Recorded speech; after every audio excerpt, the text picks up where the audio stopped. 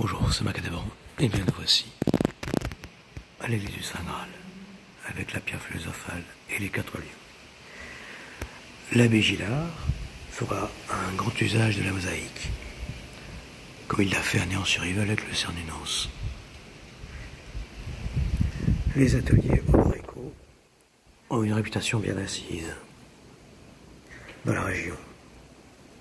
Quand Vincent Odorico, en septembre 1952, signe le livre d'or et félicite l'abbé Gillard pour sa restauration, nous insistons peut-être au moment déclenchant de cette relation qui donnera le chef-d'œuvre du grand cerf blanc.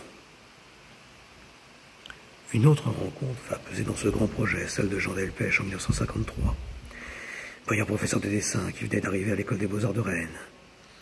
Sollicité pour illustrer les derniers livrets écrits par l'abbé, Les mystères de Brocéliande, c'est lui qui dessinera le carton de la grande mosaïque. Nous trouvons son acte de naissance dans le livre d'or.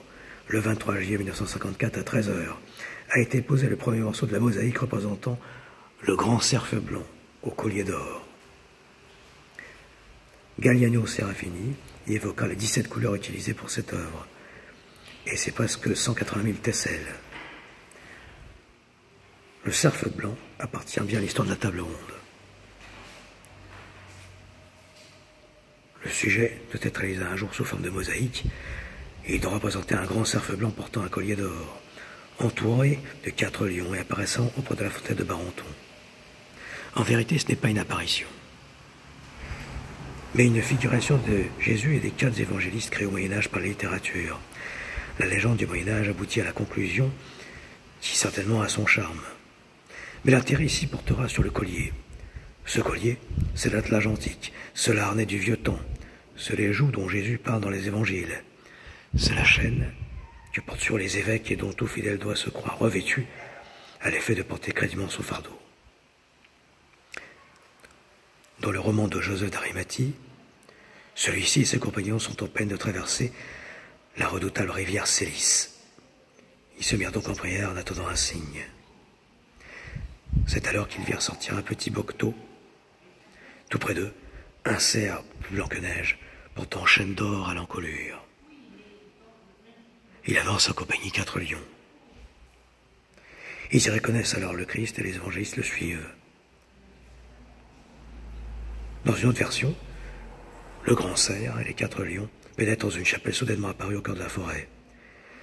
Et alors que le cerf blanc monte sur l'autel et se transforme en un corps d'homme, tandis que les 4 lions se transforment en êtres ailés, en portant le Christ par la grande verrière.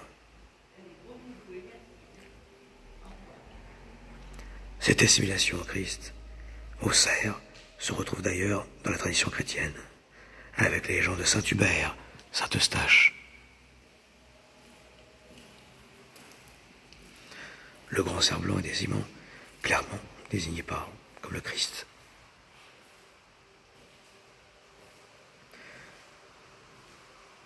Au-dessus du grand cerf, on voit les arbres.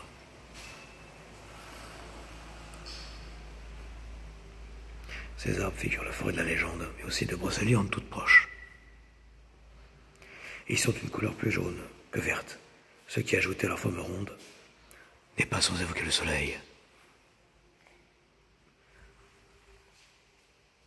Sous le grand cerf, il n'y a pas Barenton.